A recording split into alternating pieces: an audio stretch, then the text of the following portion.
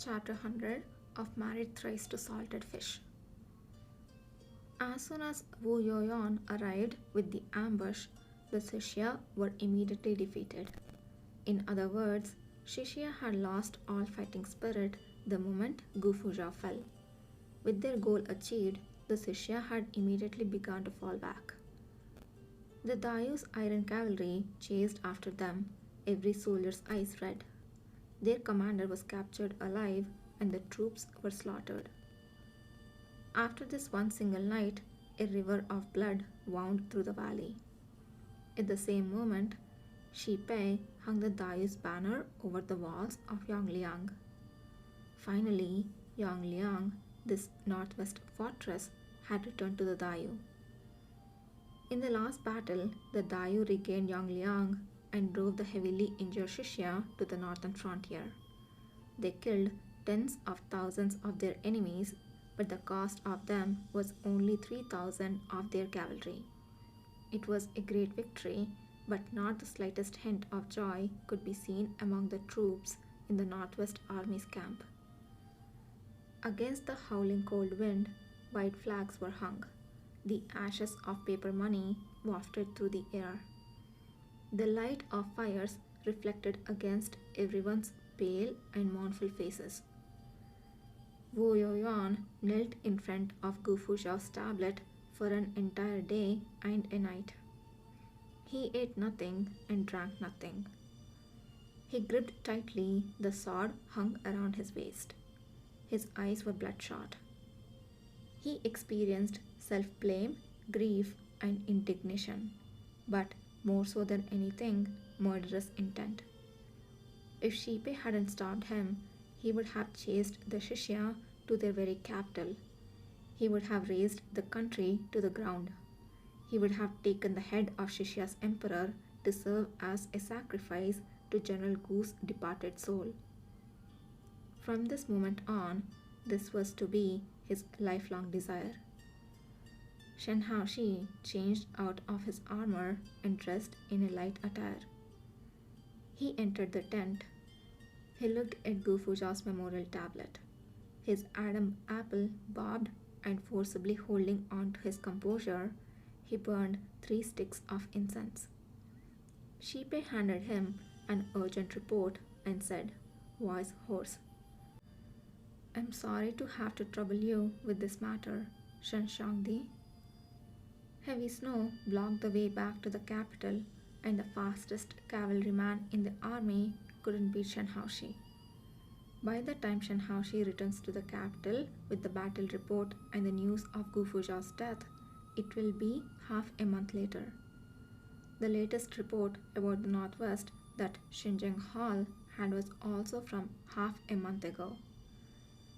According to the report, the defenses of Yongliang were solid.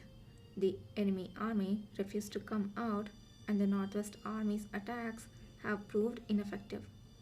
Moreover, the provisions from Gunyang to Yongliang have been blocked by heavy snow. Their supplies were in dire straits. The army's morale was sinking. The dragon throne beside the dragon desk had been removed, replaced by an old-fashioned wooden armchair. Shao Songxi walked into the hall with tea to see Lin Qingyu sitting upon his armchair, forehead resting on his head. His thick feather-like eyelashes cast pale shadow on his cheeks. Shao Songxi thought that Lin Qingyu was asleep, and so he made sure to lighten his footsteps. Ever since the emperor's sudden illness, he had been recuperating in the bedchambers, setting not a single foot into Xinjiang Hall. Now, Lin Qingyu has become half the master of Xinjiang Hall.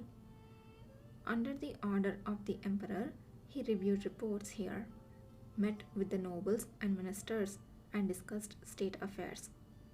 A chief assistant far superior than any. Lin Qingyu was so brazenly and unscrupulously coercing the emperor and ordering about the officials. To call him thief and traitor would not be an exaggeration. But seeing the imperial guards and the iron cavalry battalion all over the palace, No one dared speak out. Unable to see the emperor, the officials could only ask to see the Empress Dowager. The Empress Dowager said, Asia is getting old. Governing from behind the curtain, I often find myself unable to do as much as I wish. It is a good thing that there is Imperial Physician Lin to help relieve Aja's worries. But Master Lin is still nothing more than an imperial physician. For a mere imperial physician to manage the government and order about the ministers is simply unheard of. It is the disgrace of our great Dayu. I thank you for reminding Ajia, the Empress Dowager said lightly. In your opinion, what sort of official position should Ajia bestow upon him? Since Shualian retired and returned to his hometown, the position of Prime Minister has remained vacant. Some people say that it won't be long before Lin Qingyu is no longer Imperial Physician Lin and that all civil and military officials will have to call him Prime Minister Lin. All things required a gradual progress.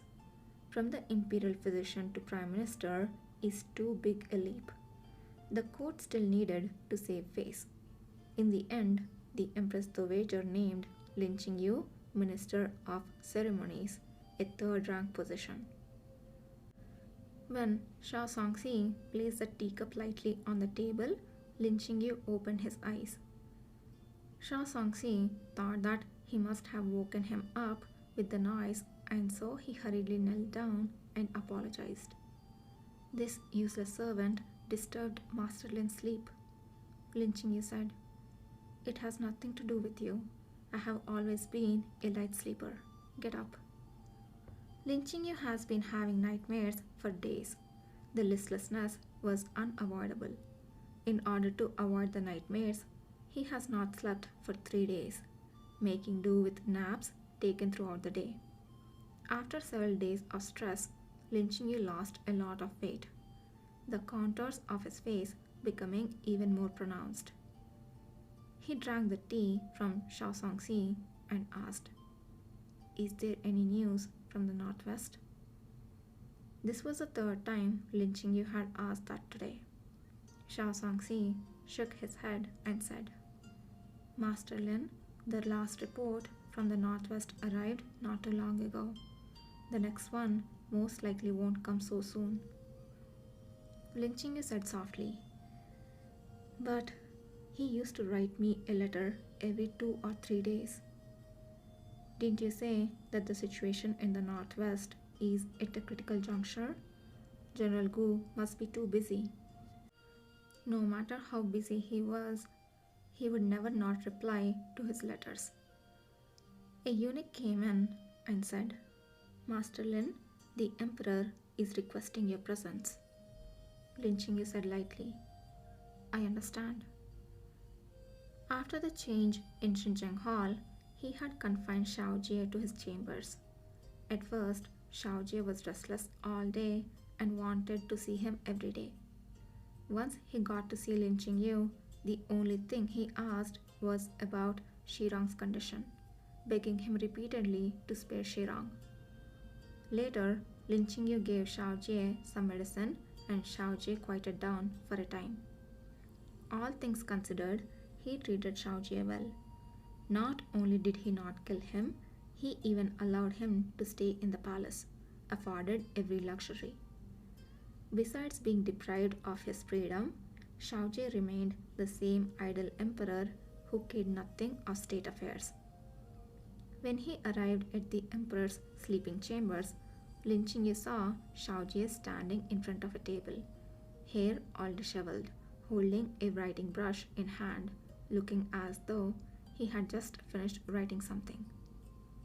Lin Qingyu said, Your Majesty, you're here. Shao Jie's eyes were empty. Here, my edict of abdication. 2 eunuchs brought up a chair. Lin Qingyu sat down and asked, What does the Emperor mean by this? Shao Jie said numbly, Isn't this what you want? Lin Qingyu straightened his clothes and said, "If this is what I want, why would I have waited until now? Just take it. I'm begging you." Xiaojie suddenly became hysterical. "I don't want to be emperor. Why did you put me here?" If he hadn't become emperor, he would still be in his mansion right now with Arang. His biggest worry every day would be what to eat for his next meal. If he hadn't become emperor, they wouldn't have had anything to do with matters in the northwest, and they wouldn't be where they were now. It was Lin Qingyu who pushed him to this position. Everything was Lin Qingyu's fault. Lin Qingyu chuckled lightly. "I put you there? From the very beginning, did I ever force you?" Xiaojie's lips trembled. "You were the one who looked for me. You said—" Lin Qingyu interrupted. "I looked for Shirang, and it was Shirang who conspired with me. Dare I ask the emperor, was there ever even a single time that I spoke to you about how to ascend to the throne?" Xiaojie was startled, and he raised his head in a daze. "I was not the one who pushed you to the throne. Your Arang pushed you to the throne," Lin Qingyu said cruelly. "You have no one to blame but yourself for where you are today. Back then, so long as even one of you two said no, you wouldn't have found yourself sitting on the throne." Xiaojie opened his eyes. No one could possibly tell just how much he understood of what Lin Qingyu said. "That's not it. Without you, Arang and I would have been fine." Lin Qingyu was too lazy to waste any more time on him. "Since the emperor has decided to abdicate," he gestured at Sha Songxi with his eyes, and Sha Songxi stepped forward to put away the edict. "Then I will accept this. But as I said earlier, whether you are the emperor or not, I cannot save Shirang." Tears flowed from Xiaojie's eyes. "Let me meet him. Let me stay with him." Lin Qingyu snorted coldly, his answer already evident. "You already plan on killing him. Why can't you even agree to this request?" "I can't," Lin Qingyu said coldly. "My husband and I are on different sides of the sky. What is this to that?" After Xiaojie asked to abdicate, Lin Qingyu confined him in Jinyang Garden from where he would never come out, and thus the only one left with the late emperor's blood was King Huai Shaoli. Several of the old kings far away in their fiefs began sending letters saying that they wanted to pay their New Year's greetings to the Empress Dowager in the capital. What it was they truly intended was no mystery to anyone. At this time, the ever unfathomable national teacher proclaimed a reading from a celestial phenomena. 9 stars in the heaven, the true sun follows the right path. The soul returns to its body, unifying the country. The Dayu has always favored lineage through the official wife, and many of the older officials valued purity of blood. Hearing the national teacher's meaning that after King Huai's ascension to the throne, his soul lost disease might be cured, half of the dissented voices were silenced. Most importantly, though, their objections were useless. The army was Lin Qingyu's, and many among the previous court was the Empress Dowager's. Empress Dowager Wen will tolerate no one on the throne save her own son. She had disposed one emperor, she could dispose another. Under the current situation, it was already a blessing amidst misfortune that the country would remain under the name Shao. On the day Shaoli ascended the throne, Lin Qingyu personally placed the crown on his head. The 17-year-old boy obediently let him move him about, his delicate features obscured by the jade bead tassels. The tassels were long and heavy. Shaoli kept trying to rip them off, but Lin Qingyu stopped him. "Don't move." Shaoli obediently put down his hand. Let's go. For this enthronement ceremony, Lin Qingyu finally didn't have to kneel. Holding Shaoli's hand, he walked past all the officials, stepped onto the long series of stairs, and walked step by step into Jishan Palace, step by step to the pinnacle of power. He stood in the bright hall, looking down at all living beings, looking down at the civil and military officials, princes, dukes, and ministers, as they all bowed their heads and kowtowed, shouting, "Long live the emperor!" Beside him, the emperor, in his black dragon robe, sat upon the dragon throne, a dull and wooden expression on his face. Only when he meets Lin Qingyu's eyes by chance did he burst into a charming smile. After Shaoli ascended the throne, he moved from Xi'an Palace to Xinqing Palace. The boy, who mentally was only 3 or 4 years old, was separated from his mother, leaving only Sha Momo to look after him in his sleeping chambers. Lin Qingyu had been busy with the enthronement ceremony, leaving him a lot of things still to deal with in Xinjiang Hall. In the middle of the night, Xinjiang Hall was ablaze with lights. Though it was after midnight, reports were piled high on the desk like a mountain. Feeling drowsy, Lin Qingyu was thinking about preparing a refreshing decoction for himself when he suddenly heard a voice behind him. "Why is Dr. Lin sleeping here?" Lin Qingyu suddenly froze. He turned around slowly and met a pair of bright eyes. Those eyes were smiling, plump lower eyelids evident under those eyes. Is this a dream? Under the palace lanterns, the young man's features could be seen clearly. Handsome features with flamboyant eyes and brows, reminiscent of cool breezes and clear moonlight, possessing a reserved and magnificent charm, even more so evident than during their meeting 3 years ago. He had short and clean-cut hair. He wore a loose, short-sleeved shirt with strange symbols printed on it, and plain black trousers.